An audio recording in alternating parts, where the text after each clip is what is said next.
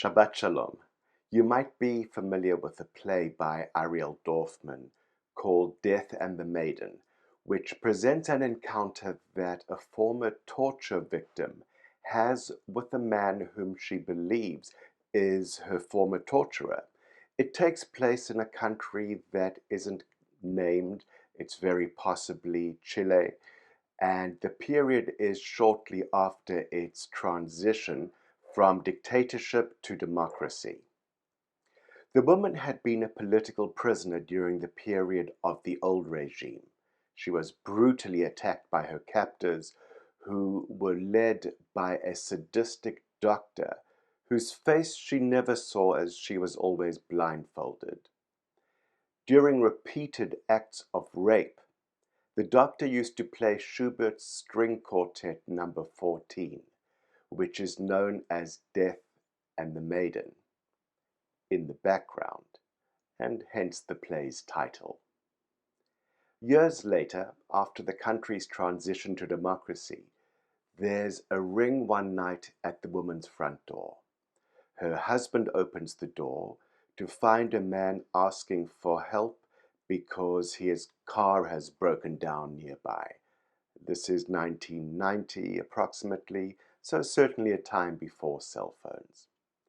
What is most significant, though, is that from another room in the house, the woman hears the stranger's voice at the door and instantly recognizes it, together with some mannerisms that she hears, some vocal mannerisms, and she identifies these as belonging to her rapist. So she invites him into the house and ends up taking him captive in her home in order to put him on trial in her living room, in an effort to get him to confess to what he did to her, and no doubt to other political prisoners as well. He, on the other hand, claims his innocence and seems to have no memory of her whatsoever. And as Wikipedia says of the play, throughout the play it is uncertain whether details are evidence of the doctor's guilt or of her paranoia. The play was subsequently made into a movie starring Sir Ben Kingsley and Sigourney Weaver, and it's available now on Amazon Prime Video, so I've pasted a link to it below. So what's my point? Why do I bother with this detailed description of this play after really not thinking about it in who knows how long? I first saw it on stage in Tel Aviv in about 1991. Well, it's because I was reminded of it by a scene in this week's Parashat, Miketz. After being horribly abused, both mentally and physically certainly, by his brothers, Joseph is sold into slavery. He is dragged off to Egypt, where after years of imprisonment, he somehow rises to the position of prime minister or viceroy of that country. And things eventually are going swimmingly well for him. When next thing he knows, his brothers come knocking at his door, begging for food, requesting permission to purchase grain from Egypt and to take it back home to Canaan. The fascinating thing is that they don't recognize him. He, on the other hand, he almost loses it. He knows exactly who they are and remembers entirely what they're all about. One doesn't forget the kinds of things they've done to him, which is why this scene was so evocative for me of the premise of Death and the Maiden.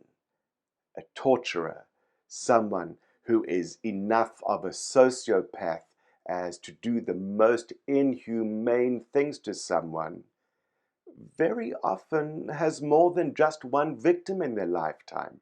If they are able to bring themselves to doing and to justify why they should do what they do to even a single individual, then very often they're going to be able to do so more than once, to do all these awful things to more than one person.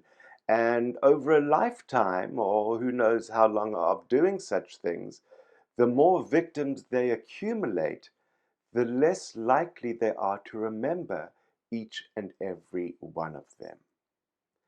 But from the victim's perspective, surely there's a much greater chance of remembering the person or perhaps the handful of people who have done this to one. And so my point is that if Joseph's brothers could treat their own flesh and blood so reprehensibly, then can we even begin to imagine what they would do to a total stranger? Wouldn't we expect them to become repeat offenders who after a while can no longer even recall all of their victims? Vayaker Yosef et Echav, vehem lo hikiruhu. For though Joseph recognized his brothers, they did not recognize him. Now sure, one might argue that by the time the brothers arrive in Egypt, a lot of time has passed, and Joseph is dressed in the finest garments, maybe even jewels that Egypt has to offer, and so it's possible that he looks completely different to how they remember him. But Midrash Tanhuma says to us, Joseph recognized his brothers, which is quoting the script in the book of Genesis, and by this, when they fell into his hands, he recognized them. But they did not recognize him back when he had fallen into their hands. Now, how should we understand this? The issue here is that when Joseph saw his brothers, when they first arrived in Egypt, he immediately recognized them. He knew their identity. But moreover, he could see their pain. He could sympathize with their emotional state. He could understand that they were now in a state of severe need. But Hem lo hikiruhu, but they could not recognize him, which speaks volumes.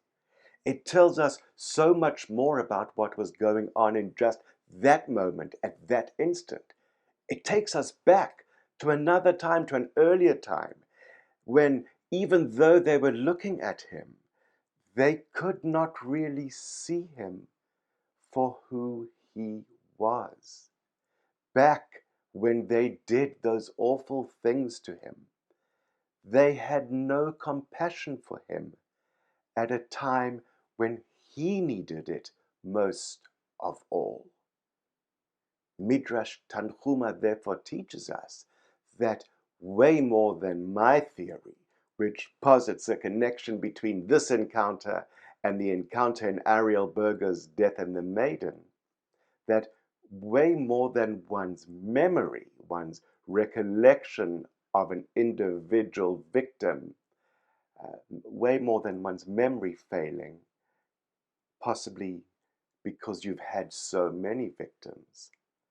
Part of what's going on here is that perpetrators of appalling acts fail to recognize the humanity of their victims.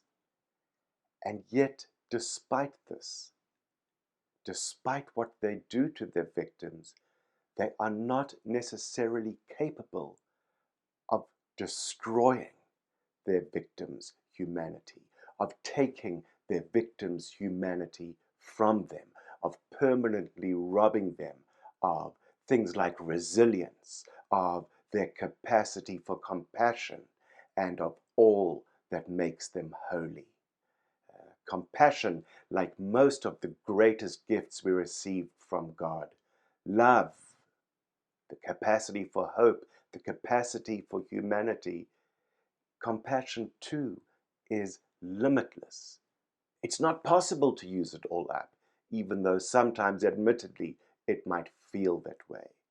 But when it does feel that way, that's a sign that we've got some work to do on ourselves. But it's really not a well that ever runs dry.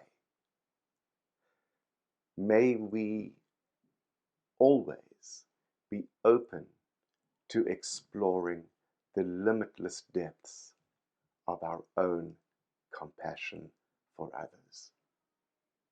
Shabbat Shalom.